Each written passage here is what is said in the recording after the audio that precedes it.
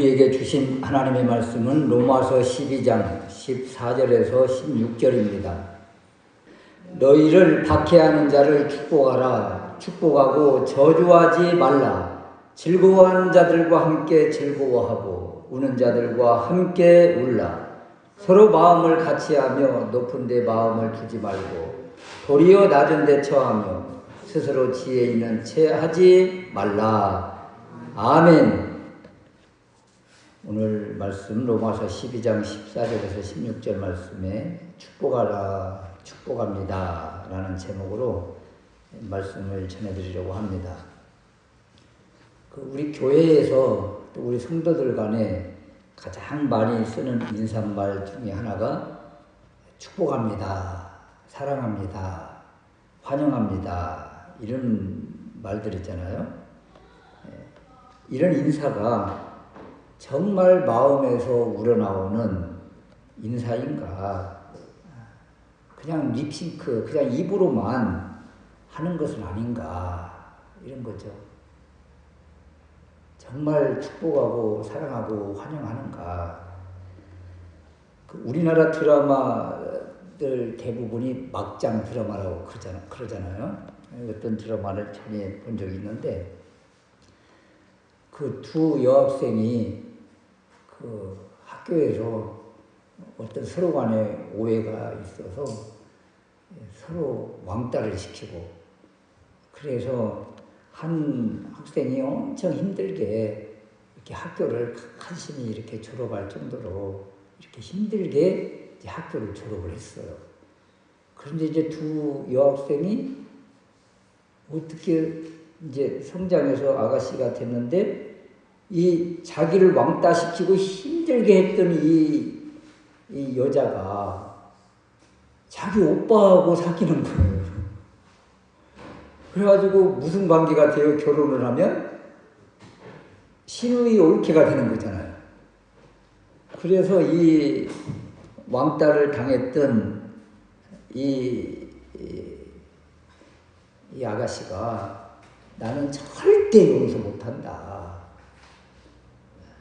근데 또 어떻게 해요? 또 오빠하고 둘이 또 그렇게 사귀고 결혼한다고 하는데, 그래서 이제 결국 이제 그 언니가 나서서 그 왕따 시켰던 그 가해자, 이제 그 여자를 이제 혼내고 진심으로 사과를 이제 하게끔 이렇게 해서 이제 사과를 하고 이제 신우이 올케가 이제 된 거예요. 그래서 이제 잘 지내는 이런 모습을 보는데, 이런 거예요. 내가 그 사람 때문에 얼마나 학교 다니기가 힘들고 학교가 지옥 같았는데, 이제 그 생각이 나는 거예요. 그러면서 절대 용서 못해, 이런 말을 이제 하는 거죠. 이것이 보통이잖아요, 사실. 우리가 살면서 이런 일을 맞닥뜨리면 어떻게 대할 수 있을 것인가? 또 자신에게 큰 불이익을 준 당사자를 만나면 그 사람을 진정 용서할 수 있을까? 오늘 말씀은 더 강해요. 오히려 박해하는 자를 축복하고 축복하라.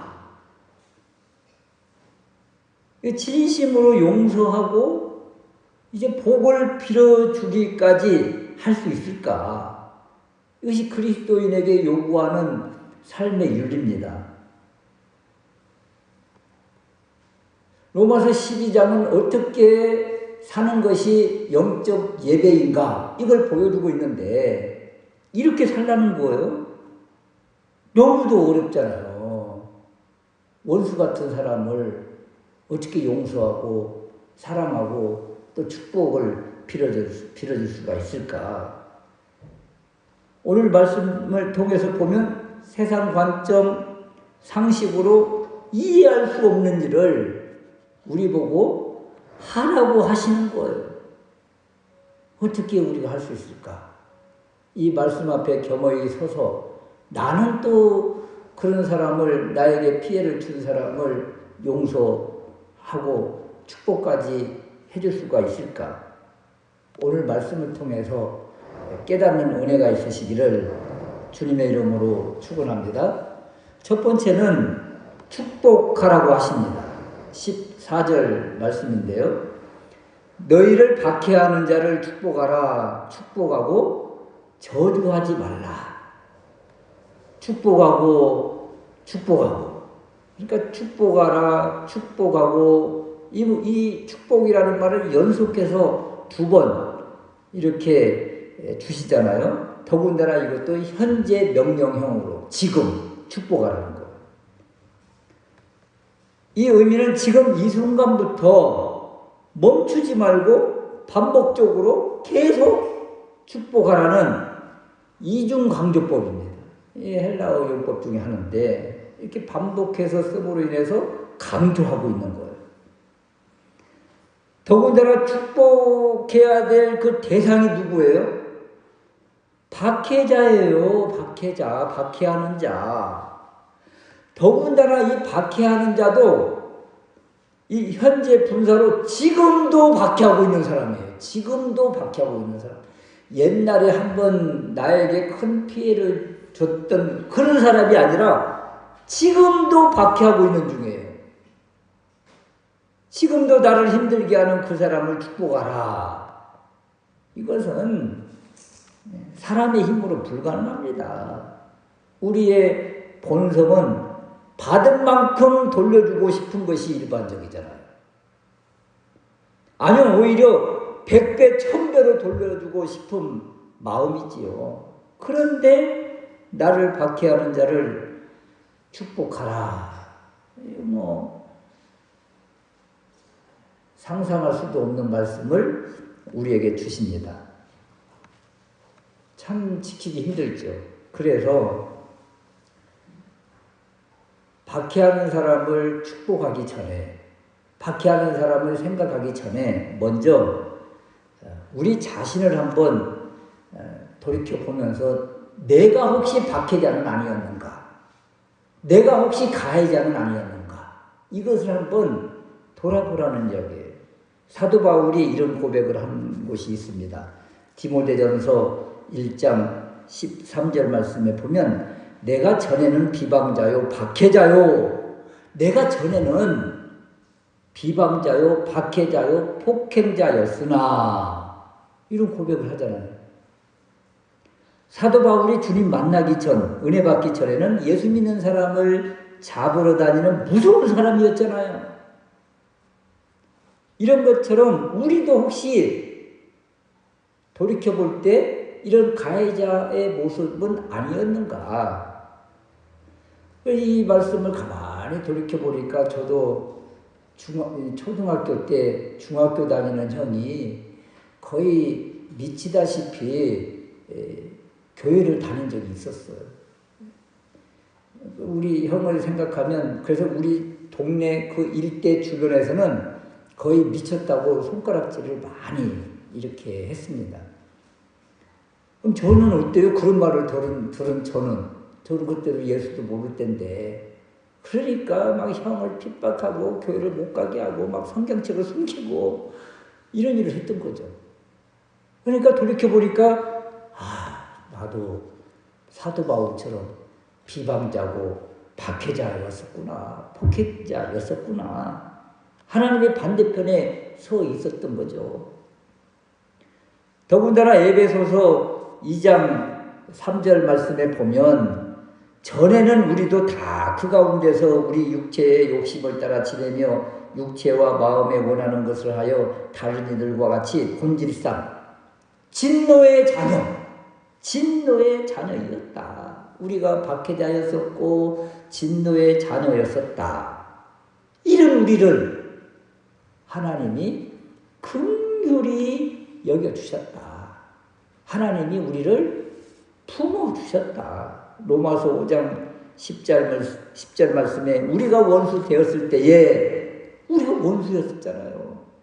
박해자였고 핍박자였고 본질상 진노의 자식이었었는데, 그런데 그의 아들의 죽으심으로 말미암아 하나님과 화목하게 되었다. 우리가 하나님을 등지고 하나님의 법을 어기고 하나님의 이름을 무시하며 살았는데, 박해자인 우리를 위해서 독생자 예수 그리스도를 보내주셨고, 우리를 위해서 복을 빌어주셨고, 우리를 품어주셨다.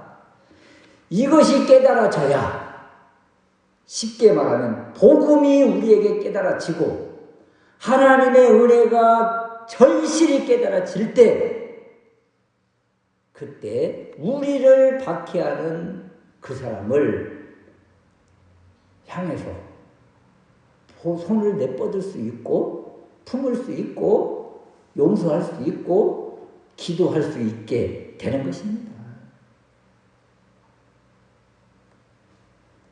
하나님의 관점으로 바라보고 하나님의 은혜를 느끼게 되면 우리를 박해하는 그 사람, 우리는 피해자이고 그 사람은 가해자인데 불쌍하잖아요. 하나님의 자녀, 하나님의 백성을 핍박하고 괴롭히고 힘들게 한 그 사람, 우리는 환난을 받고 고난을 받음으로 하나님 자녀의 증표, 증인이 되고 있는데, 그 사람은 환난을 준 그 사람은 환난으로 갚으시는 것이 하나님의 뜻입니다. 그 생각을 하면 불쌍하잖아요.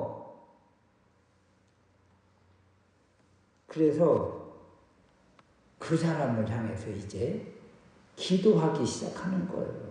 우리를 박해하는 우리를 힘들게 하고 우리에게 환난을 주고 우리에게 손해를 일으킨 그 사람을 이제 품고 기도하기 시작하면 우리 안에 성령님이 계시잖아요. 성령님이 우리 안에 용서하지 못하고 분노하는 그 마음들을 조금씩 녹여주십니다. 그래서 어떻게 해요? 그 영혼을 향해서 또 그 사람이 잘 되기를 기도할 수가 있게 되고, 오늘 말씀처럼 축복하기까지, 그 단계까지 갈 수 있다.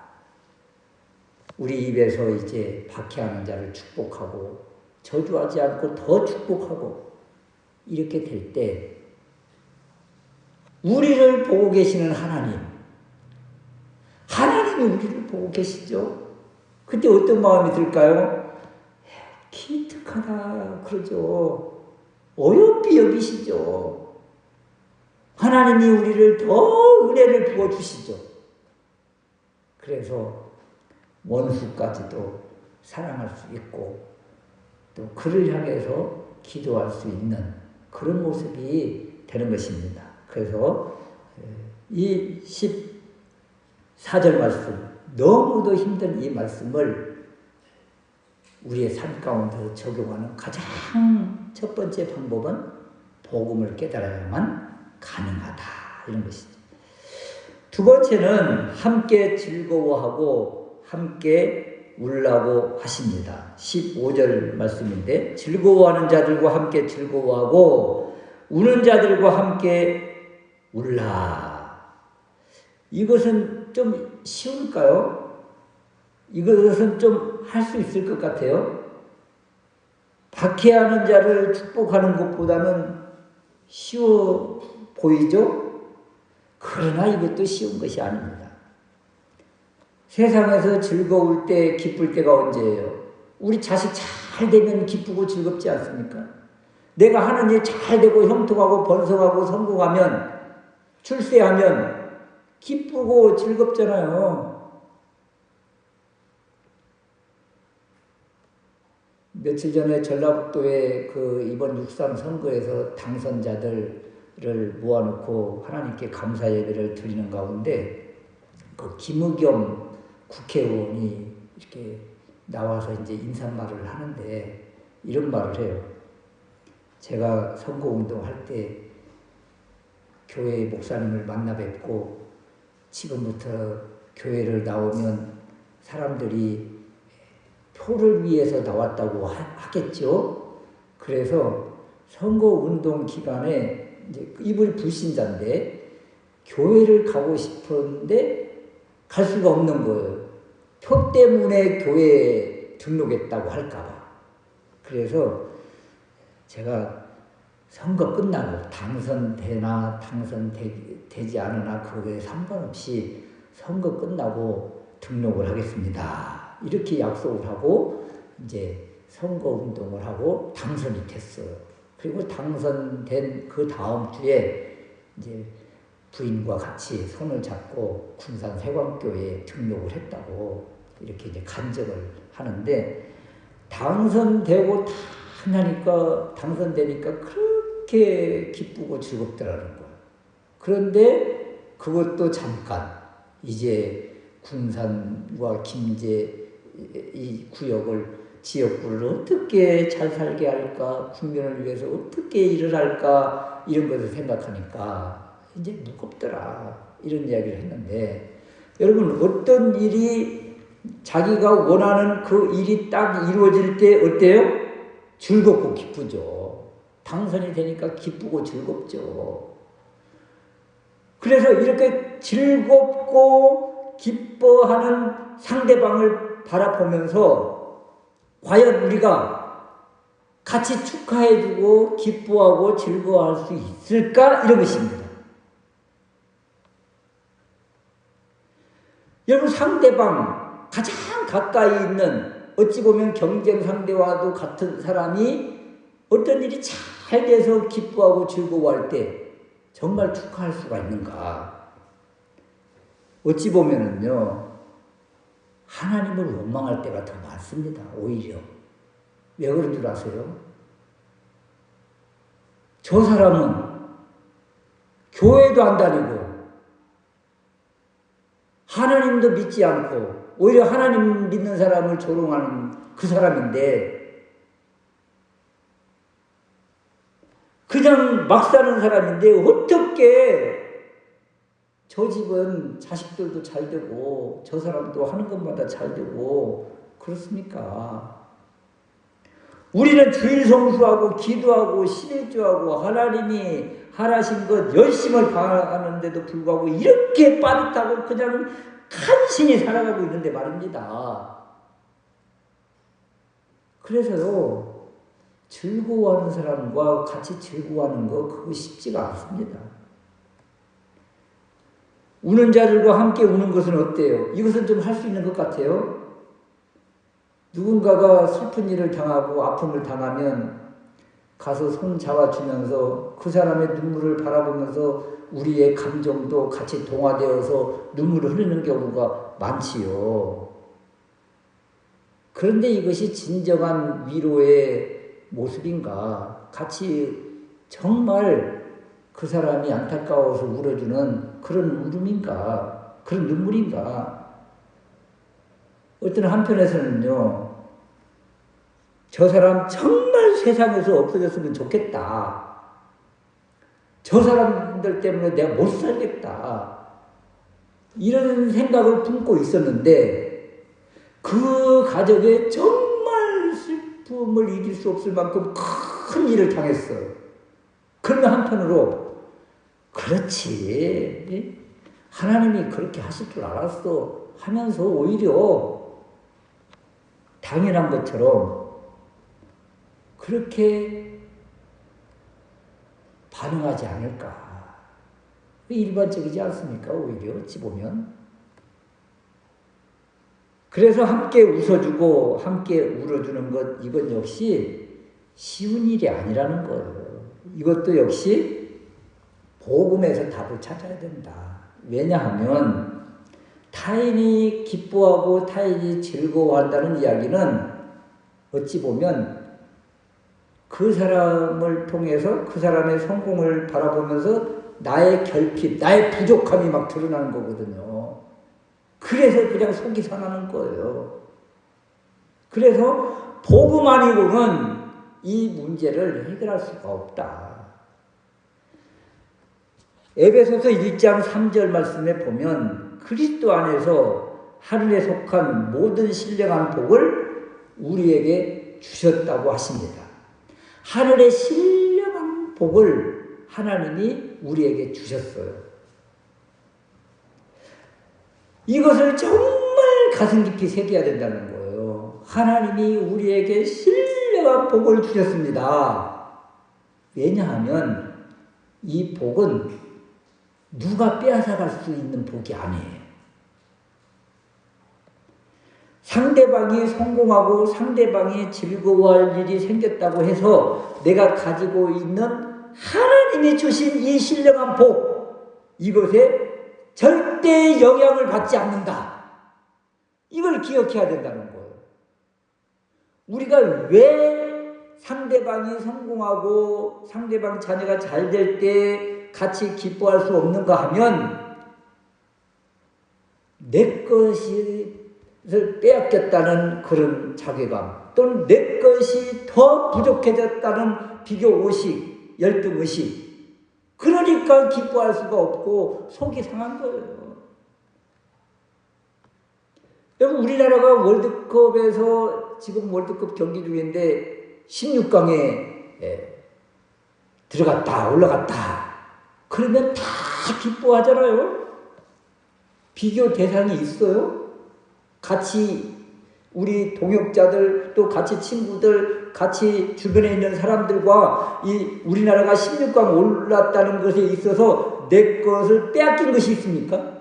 비교되는 것이 있어요? 열등의식이 있어요? 없지요. 물론 축구선수 가족들 가운데서는 왜 내 아들을 주저를 안 쓰고, 왜 내 아들은 국가대표 안 뽑아주고, 내 아들이 더 잘하는데, 그러면서 내 아들 자리를 꿰차가지고 어떤 선수가 가서 막 잘하면 속이 상하겠죠.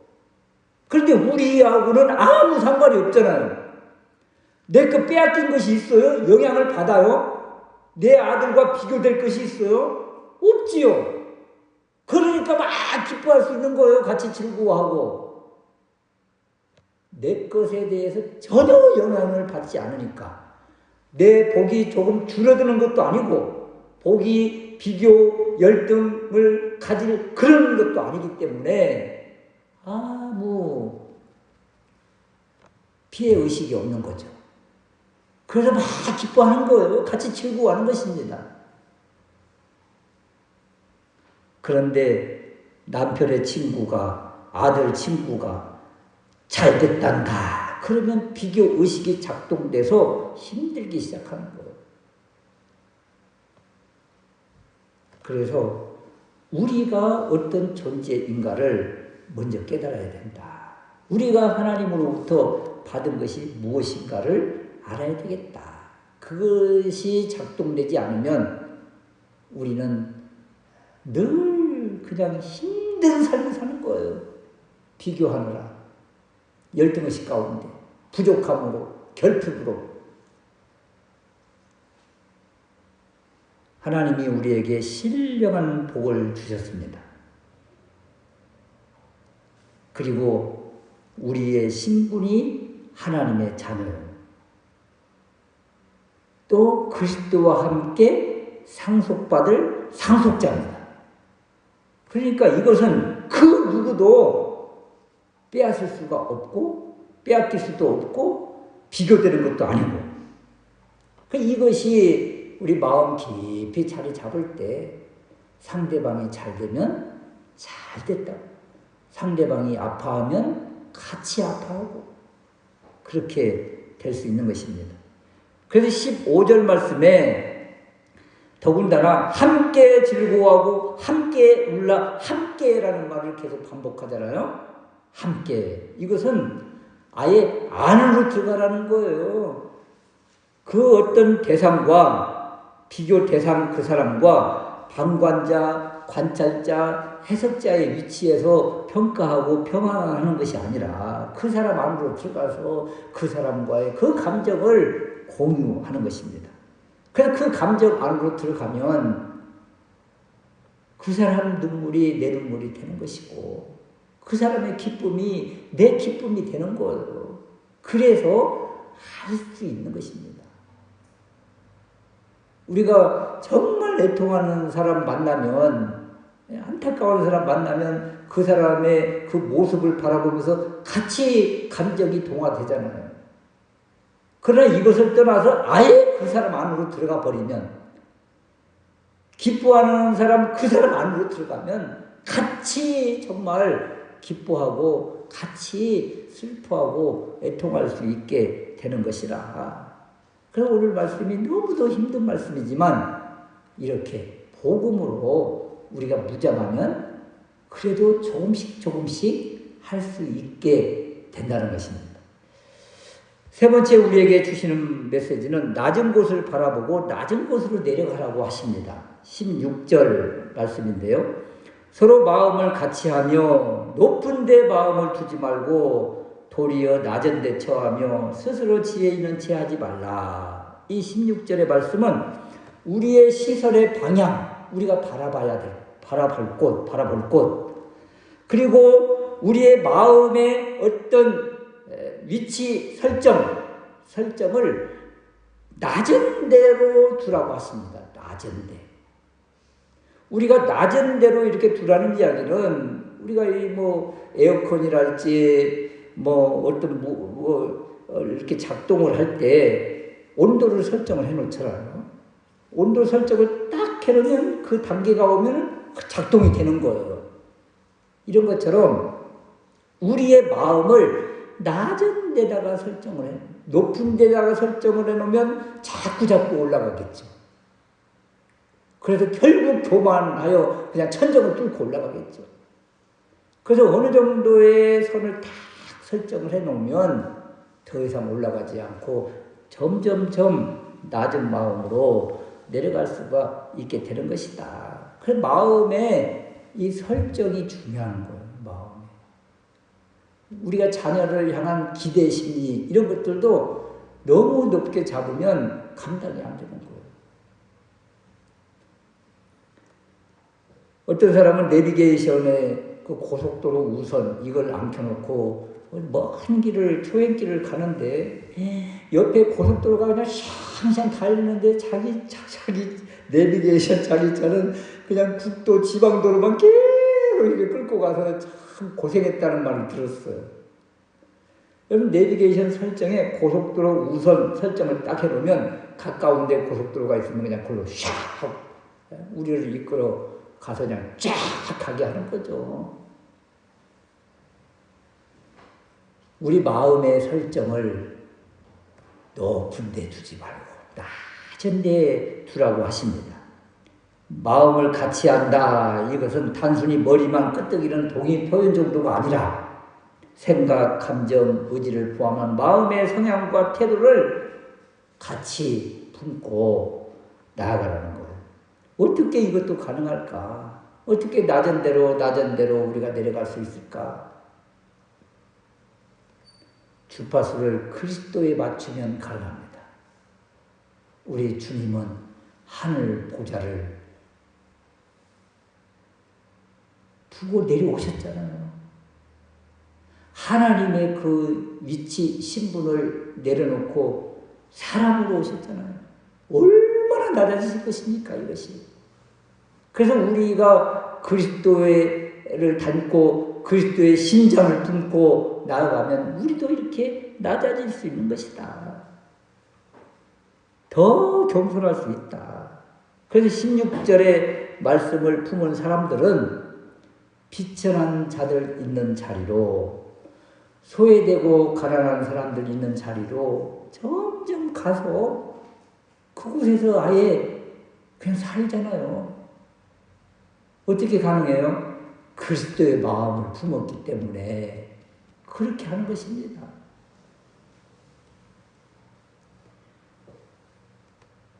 오늘 말씀 박해하는 자를 더 축복하고 즐거워하고 또 우는 사람, 그 사람과 같이 함께 즐거워하고 함께 기뻐하고 더 낮은 자리로 내려가서 소외되고 고통받고 울고 있는 사람들 자리에 가서 같이 동고동락할 수 있는 그런 마음, 이런 모습이 진정한 삶의 영적 예배자의 모습이다. 어떤 것이 영적 예배인가? 계속 로마서 12장에서 우리에게 주십니다. 이렇게 사는 것이 하나님이 받으시는 합당한 예배라고 하십니다. 하나님의 말씀을 삶 가운데서 적용하고 하나님의 말씀을 삶 가운데서 드러내고 하나님을 드러내고 그리고 예수님처럼 사는 것입니다. 작은 예수가 되어서 삶의 낮은 자리, 그 자리에서 우리가 할 수 있는 것부터 시작할 때 내 안에 성령님이 강하게 우리를 붙잡으시고 우리를 이끌어 주시고 할 수 있게 하십니다.